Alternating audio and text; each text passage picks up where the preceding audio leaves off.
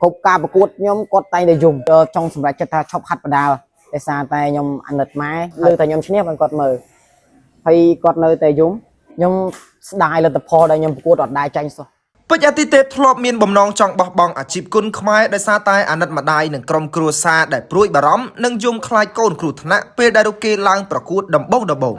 អាទិទេពថាកាលនោះរូបគេពិបាកសម្រាប់ចិត្តខ្លាំងដោយសារមកខាងជាគ្រួសារនិងមកខាងទៀតជាអាជីពដែលរូបគេស្រឡាញ់ទោះជាយ៉ាងណាពេជ្រអាទិទេពមានមហិច្ឆតាជំនះអាជីពឈឺសាច់មួយនេះដើម្បីចង់សន្សំកេរ្តិ៍ឈ្មោះនិងចំណូលជួយជីវភាពគ្រួសារដែលកំពុងខ្វះខាត គាត់អត់សូវសុបាយចិត្តទេបាទគ្រប់ការប្រកួតខ្ញុំគាត់តែងតែយំគាត់អត់ហ៊ានមើលតែយំរហូតបាទហើយឥឡូវគាត់មានតែជួយជំរុញលើកទឹកចិត្តបន្ថែមនៅពេលដែលឪពុកម្ដាយគាត់ឃើញការប្រកួតយើងគាត់យំអញ្ចឹងតើវាអាចធ្វើឲ្យយើងមានអារម្មណ៍ថាដុកដួលតាមគាត់ឲ្យលក្ខណៈថាពេលដែលឡើងប្រកួតគឺនឹងគិតដល់អ្នកផ្ទះឲ្យថាគាត់ពិបាកចិត្តគាត់ភ័យជំនួសយើងតើយើងមានអារម្មណ៍មិនដែរពេលហ្នឹងខ្ញុំចង់ឈប់បងខ្ញុំពេលហ្នឹងខ្ញុំចង់សម្រេចចិត្តថាឈប់ហាត់បដាល់ដោយសារតែខ្ញុំអាណិតម៉ែហើយបងប្អូនគ្រួសារគាត់អត់ចង់ឲ្យខ្ញុំហាត់ហើយណាមួយកាលនោះខ្ញុំមានរបួសឆ្អឹងទៀតហើយវះកែងវះអីទៀតទៅពេលអញ្ចឹងធ្វើឲ្យពួកគាត់កាន់តែមិនចង់ឲ្យខ្ញុំហាត់ហើយខ្ញុំក៏មានអារម្មណ៍ថាចង់ឈប់ហើយក៏ខ្ញុំគិតថាអារម្មណ៍មួយនៅស្រឡាញ់អារម្មណ៍មួយអាណិតពុកម៉ែទៅពេលអញ្ចឹងខ្ញុំមិនដឹងទៅខាងណាទេក៏ទៅព្យាបាលរបួសមួយរយៈពេលតទៅព្យាបាលរបួសជីហើយខ្ញុំក៏មកហ្វឹកហាត់វិញធម្មតាហើយមកទាំងពុកម៉ែគាត់អត់ចង់ឲ្យមកទេបាទហ្នឹងហើយបងស្ដាប់ទៅភឺសវល់ថងថា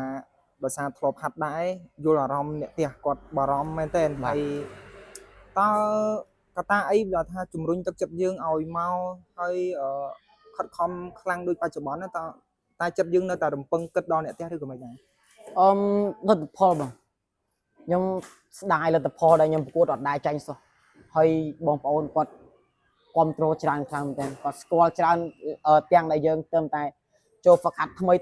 ហើយដល់ពេលអញ្ចឹងខ្ញុំមានមោទនភាពសម្រាប់ខ្លួនឯងហើយក៏ខ្ញុំអាច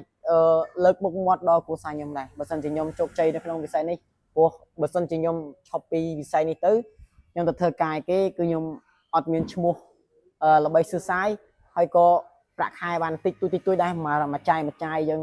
មករកបានប៉ុណ្ណាចាយប៉ុណ្ណឹងមួយគ្រួសារយើងចឹងបងប៉ុន្តែអាជីពនេះយើងអាច50បន្ថយអាចនឹងមានអាចក្រអញ្ចឹងទៅយើងក៏បន្ថយមកបានន័យថាភាគរយនៃយើងអាចទាញកេរ្តិ៍ឈ្មោះបើយើងកេរ្តិ៍ឈ្មោះទាញបានទាំងលុយបានទាំងកេរ្តិ៍ឈ្មោះទាំងថ្ងៃមុខទៀតតែបើសិនជាយើងខូចខាតកន្លែងណាមួយអាហ្នឹងគឺចប់ដោយសារតែយើងអាចប្រកួតបានទៀតហើយ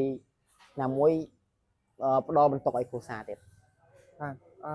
ហ្នឹងហើយចុះមកទល់បច្ចុប្បន្នវិញអ្នកផ្ទះគាត់មិនដែរគាត់នៅតែភ័យបារម្ភទេឬក៏គាត់រៀងទុកចិត្តយើងច្រើនហើយបន្ទាប់ពីយើងបាន